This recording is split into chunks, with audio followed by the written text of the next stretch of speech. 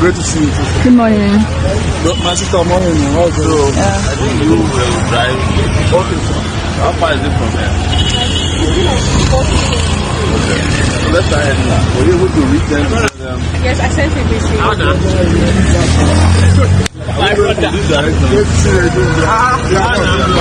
Hold on. And I think the last time we saw was Yes. Well done. Well done. So how do we move from here? We'll direct us. Okay, we'll direct us now. But do you have like a map? The exact address? No, we don't. It's just that. Do you know how you can navigate your way from here? I think she can lead us. Okay, but we should still just have a general idea. AGI, it's us actually. We arrived there. We were told that the AGI was absent. We asked for his or her deputy. They promised to call and they said they were absent. We eventually located the AGI person on the phone. She used her phone to call her, and she asked her, "Please, I'm here now, and I've come to answer your call."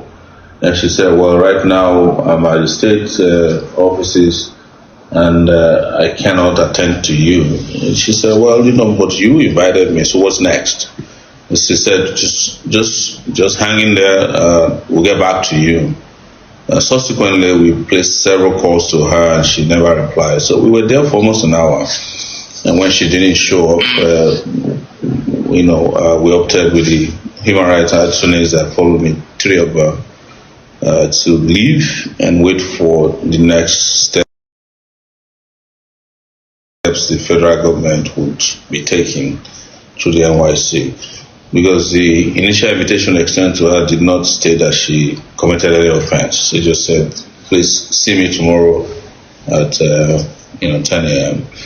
And we felt like she needs the support of all Nigerians, whether you whether you are in the NYC or not.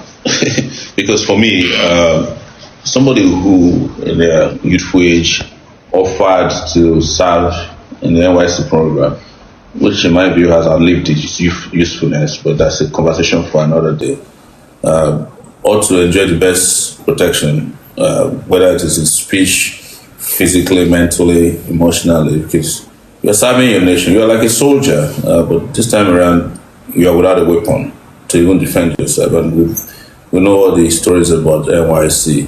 But one other dimension that was disturbing was to find out that people who were affiliated with the ruling government were calling for her head.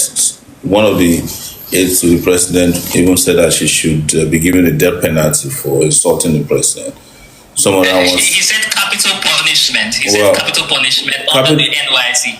A capital punishment is basically a death penalty. That's why they call it capital. Under the NYC is expulsion. Well, maybe they're not. They don't understand what it means. But the question. So there were others who were asking her to be driven away from Lagos because this is the ancestral land. So it was taking all kinds of dimension, and we felt like this person who is in a fragile position needs the support of all, and that's why we did this today.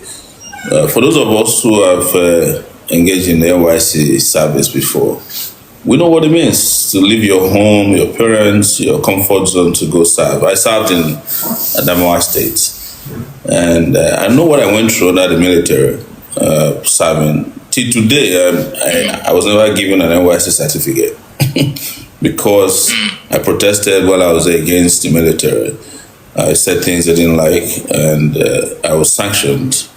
So that is where we are in 2025. And you were asking a question when you opened this conversation that you want to ask whether she should be suspended or not. That question should never have come up at all.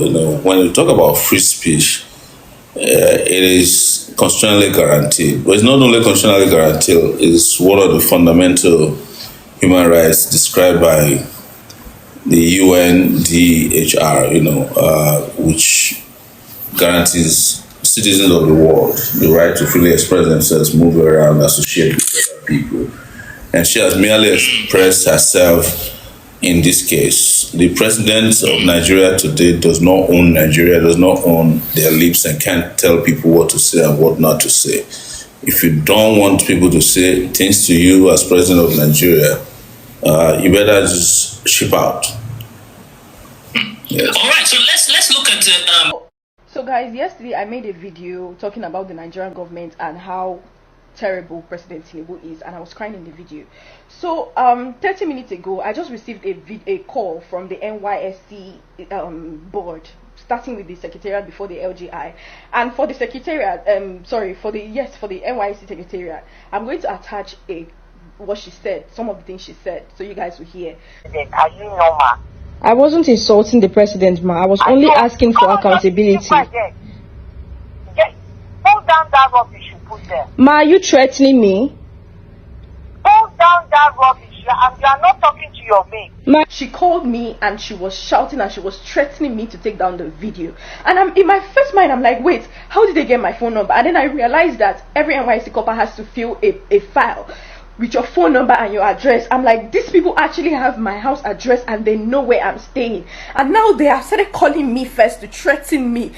It is so bad that you can't even just speak up about the government because they feel like they have chains to hold you. You're already calling me to threaten me, and this is, I will literally attach what she said so you guys can hear. She was telling me that I was insulting the president. I never insulted the president. I said he's terrible. That is not an insult, it is a statement, and I did not go on and start saying, oh Tinubu, you're this, you're that. I just said he's a terrible president, and it's okay for a government, for a body to identify that, okay, this person is actually terrible at their job. So why is it a problem that the NYC government, NYC secretariat, or NYC board will call me to threaten me? Like, why is that okay? That I can't speak up for something that is directly hurting me?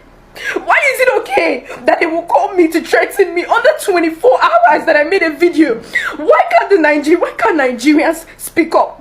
Why are they holding us in chains? Why do they feel like everything that we do, they have ways to control us? Let me tell you guys something, NYC board or whatever. If you guys have come together and you like, maybe you're not calling me one by one to threaten me, that's fine.